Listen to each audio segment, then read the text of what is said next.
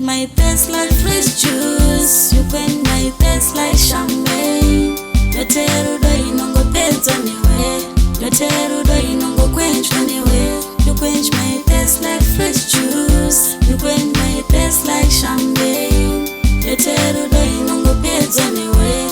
Nyota Yerudo inongoquenchwa newe. Tanza kutsvanisha njendasuwa wangu ngefiriji nemacool drinks. Ndakunyatsozivisisa nyota yako, ndakumwisa rudo zviri majesty. Unonzwa kufara kunge gonzo raona nzungu musaga zvadzora. Ndichinyatsonyamwerera yavikoso ega ungogara wanditora. You quench my thirst like fresh juice. You quench my thirst like champagne. Nyota Yerudo inongopedza newe. Nyota Yerudo inongoquenchwa newe. You quench my thirst like fresh juice. You quench my thirst like champagne. Nyota Yerudo inongopedza newe. Nyota Yerudo inongoquenchwa newe. Ukambotesta kunge fresh juice. Baby wangu uri juice. Zvinotapira uchikwenja thirst. Zvinotapira uchikwenja thirst. Uchikwenja thirst.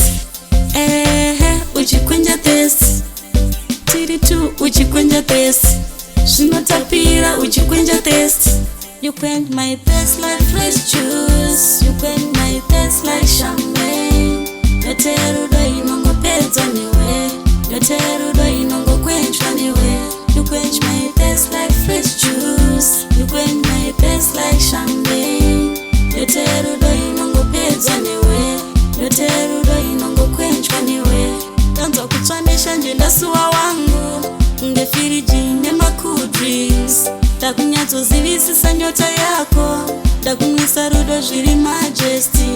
Unonzwa kufara kunge gonzo raona nzungu musaga zvadzora. Ndichinyatsonyamwerera yavikoso ega ungogara wanditora. You quench my thirst like fresh juice. You quench my thirst like champagne.